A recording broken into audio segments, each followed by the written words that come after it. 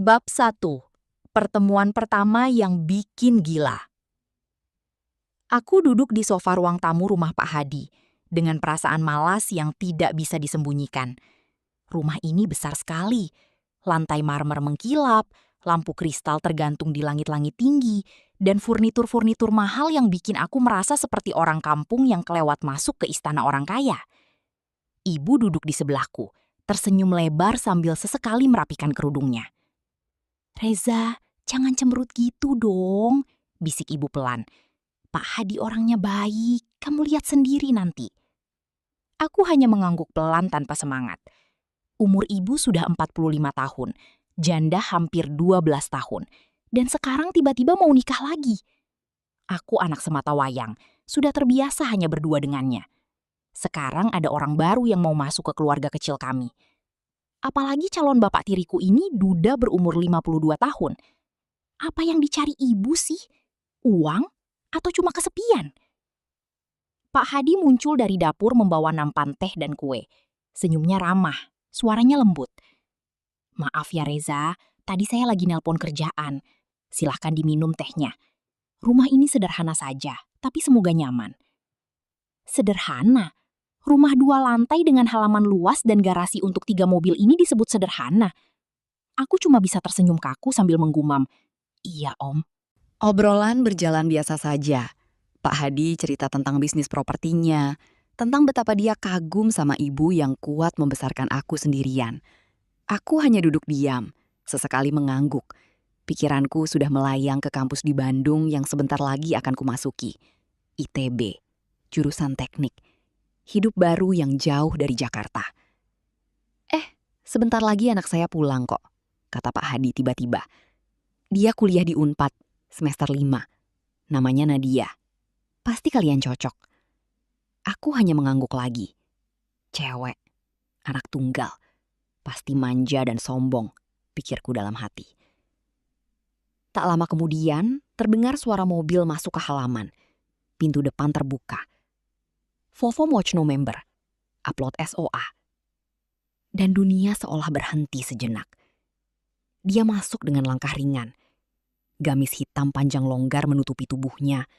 Kerudung lebar senada menutup rambut dan dada. Tapi, astaga, gamis itu tidak bisa menyembunyikan apapun. Payudaranya besar, sangat besar. Meski ditutup kain tebal, bentuknya tetap menonjol jelas. Bulat sempurna dan bergoyang pelan setiap kali dia melangkah. Pinggangnya kecil, lalu melebar menjadi bokong yang montok dan padat. Tingginya sekitar 168 cm, kulit yang kelihatan di wajahnya putih mulus seperti susu. Wajah oval dengan bibir tebal alami yang basah, mata sipit yang langsung menatapku dengan senyum kecil. "Hai, aku Nadia," katanya lembut.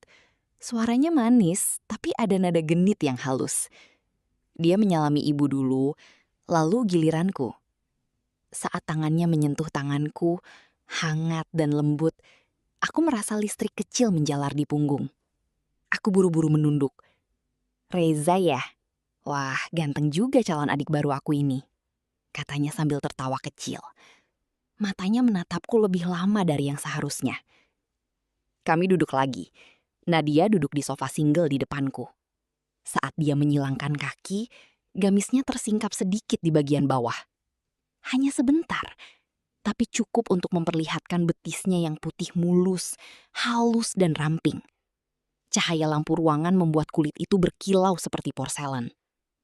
Aku langsung merasa tenggorokanku kering, jantung berdegup kencang, keringat dingin muncul di punggungku. Ya Tuhan, betis doang kok bisa segini mematikan?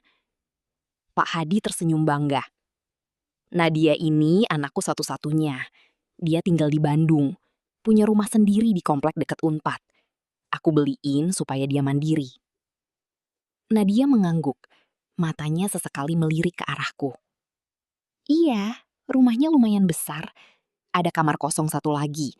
Kalau Reza mau kuliah di Bandung, boleh tinggal bareng aku aja.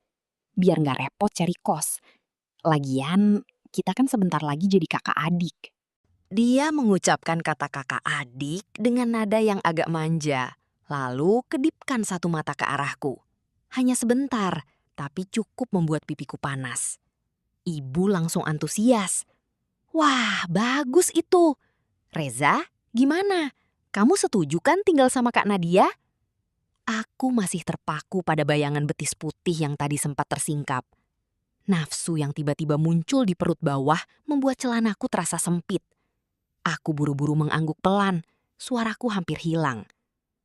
Iya bu, setuju. Nadia tersenyum lebar.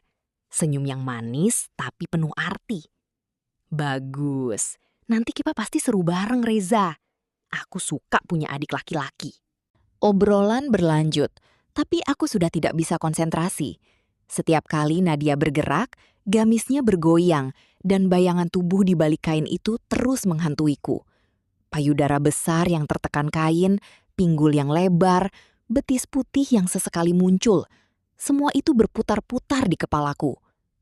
Pulang malam itu, di mobil, ibu bertanya lagi. Jadi beneran setuju ya Res? Aku menatap keluar jendela. Pipiku masih terasa panas. Suaraku pelan, malu-malu. Iya bu, setuju. Tapi dalam hati, aku tahu, aku bukan setuju karena ingin tinggal dengan kakak ipar. Aku setuju karena aku sudah tidak bisa melupakan betis putih itu, senyum genit itu, dan tubuh sempurna yang tersembunyi di balik gamis longgar. Dan aku baru saja bertemu dengannya selama 1 jam. Bagaimana aku akan bertahan nanti kalau tinggal serumah?